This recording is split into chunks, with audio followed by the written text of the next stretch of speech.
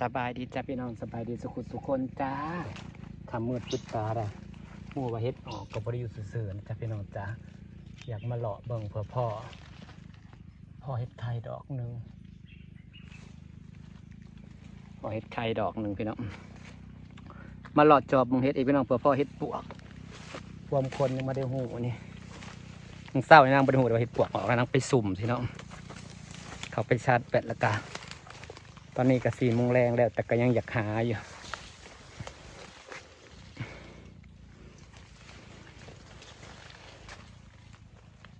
พอจกหมูไปเนาะเห็ดตาบพี่น้องพ่อเห็ดปลอกตาบจ้าบ่ได้เห็ดอย่างหนึ่งเขาก็ได้เห็ดอย่างหนึ่งเนาะเห็ดปลอกตาบนี่1 ดอกปลดไปเห็ดพี่น้องปลอกไงออกเห็ดปลอกไงออก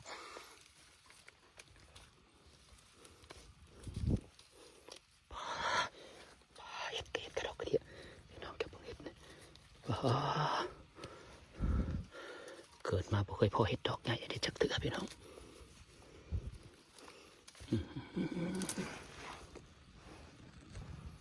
ดอกเห็ดปะเนี่ย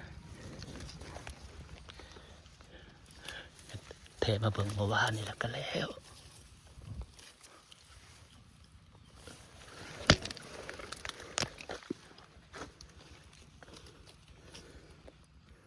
จะเบิ่งดอกเห็ดพี่น้องเจ้าเกิดมาเจ้าเคยเห็นอยู่บ่ดอกเห็ดแท้นี่นะบริเวณดอกอีกอย่างแท้คือดอกเห็ดอีบ่บ้านเมืองเกิดมาบ่เคยพอบ่เคยเห็นตั้งแต่เกิดได้ใหญ่มาค่อยบ่เคยได้เก็บเห็ดดอกใหญ่ปานนี้จักเทื่อพ่ออีแม่เห็ดพี่น้องพ่อ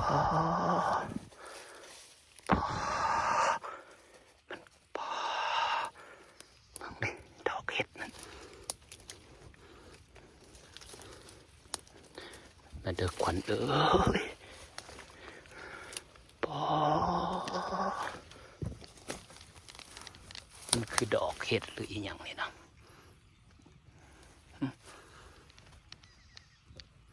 คอยวัดแต่เมนเห็ดตาบ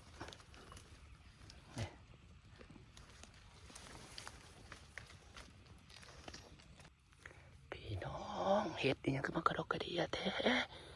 เกิดมาบ่เคยพ่อดอกเห็ดปวกแน่นี่นะมันคือดอกเห็ดปวกพ่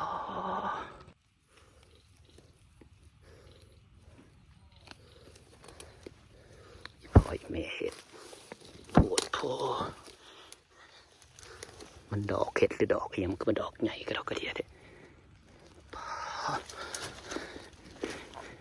ทาร้านเอากระตาออกมาก่อน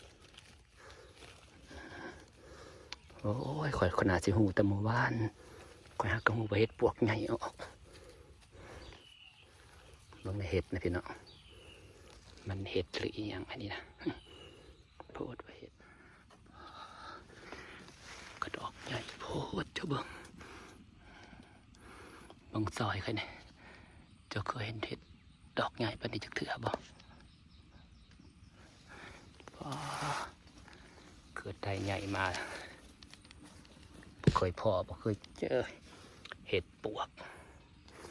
ดอกใหญ่ปานนี้จักเถื่อพี่น้องเอ้ยปวดโพหมกหมกแตงโอ้ยพวกเอากระตามาแล้วบ่เนาะถ่ายคลิปให้เบิ่งถากระตาก่อนนะพี่น้องถ่ายคลิปให้เบิ่งถากระตาเสียดายแต่มันบาดแล้วนะพี่น้องเนาะน่าสิพ่อเมื่อวานนี่โอ้ยพ่อตอนบานจะได้เลย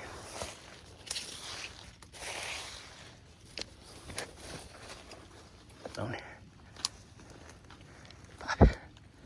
หมุนขับมาเบิ่งเห็ดในดอกเห็ดนะ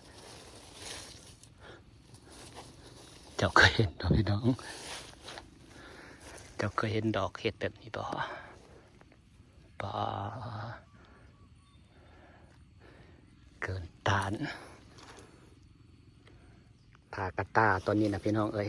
หักเฮ็ดนะเนี่ยเบิ่งแล้วนะพ่อเมื่อวานนี่เด้คือสิครับ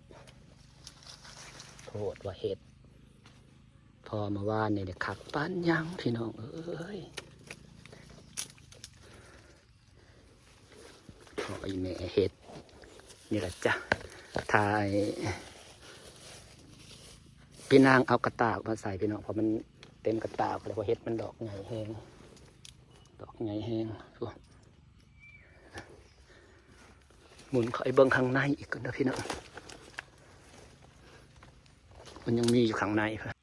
ผู้อยู่ในผู้สีสังหลางอยู่ในผู้พี่น้องป้าจะมาพอเมื่อวานนี่เด้จังเป็นชาติเมื่อนี้ก็คอยไปซุ่มหาแล้วก็จะหูบเห็ดออกพี่น้อง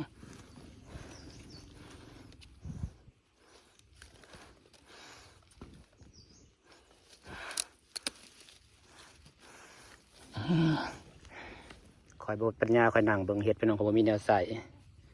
คอยจะอ่อนดอกมันใหญ่พี่ขามาทางล่างอาพี่ทั้งพี่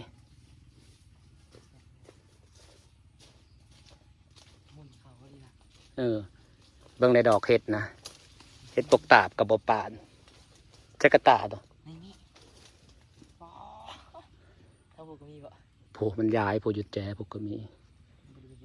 เบิ่งในดอกเห็ดนะแฮมไอ้สี่ดอกกับแกงอิ่ม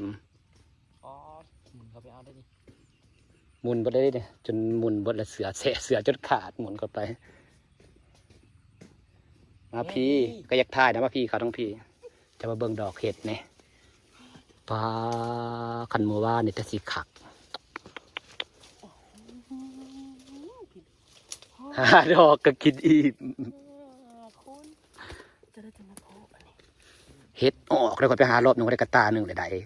คอยซุ่มไปหาเห็ดพอว่าโอ้ยจะเห็ดออกมาพอกเลยมาหลอดเบิ่งพอเห็ดปวกใหญ่ออกชอบเบิ่งดอกเห็ดแต่มันคือมันใหญ่ก็ดอกกระเดียเหลือบ้านเหลือเมืองเกิดมาบ่เคยพ่อบ่เคยเจอคอยบ่เคยพ่อเห็ดปวกดอกใหญ่ไปเลยจังเถื่อพี่นางเจ้าเคยเห็นเห็ดปวกดอกใหญ่บ่คอยว่าตะกุบเกิดมาเคยพ่อบ่พี่น้องเห็ดปวกดอกใหญ่เห็ดปวกใหญ่ฮักก็ออกแล้วพี่น้องเห็ดปวกก็ปีนขอจะไปเบิ่งบอลเจ็บกับอีแตงบอลเจ็บกับอีมุนขาดบ่ได้หมุนนี่นะบอลเจ็บกับอีแตงอันครับต่วนปีแล้วนี่สิขี่รถลงไปเบิ่งก็เขาบ้านเดียวหูเห็ดปวกเห็ดปวกจ้าเห็ดปวกกระดอกใหญ่กระดอกกระเดียแต่ป้ามุนครับเอาได้เห็ดทั้งพุ่นนะยังลานี่อยู่ได้ละกระตาหนึ่งจ้ะยังมาซุปแดงๆเนี่ยโผดว่าเห็ดปวกพี่น้องเอ้ยคอยมุนจุดเสือคอยซอยคือบ่เพาะเมื่อวานแล้วก็ไปเอากังจะออกจากพี่นะกับแถวขางขั้นนองสะนะเจาะเบิ่งด้วยน้องในเห็ดเกิดได้ใหญ่มากคนบ่เคยเพาะเห็ดดอกใหญ่นี่จักเถื่อพี่น้องเอ้ยทั้งดอกใหญ่ทั้งหอมป้าสำสีแกงปอพี่น้องจะเบิ่งดอกเห็ดเนี่ยงามแท้งามว่ะหูผูนว่าตะกุบโพดโพไปหลอกเบิ่งแถวขางนี่จะบ่ออกประจับแถวดีได้เสือบกนะจะไต่เฮ็ด2 รอบมึงเศร้านี่แต่ลำงามอื่นไปหาแถวอะไรพี่นางเฮ็ดปกใหญ่มันออกทางไดเนสอะ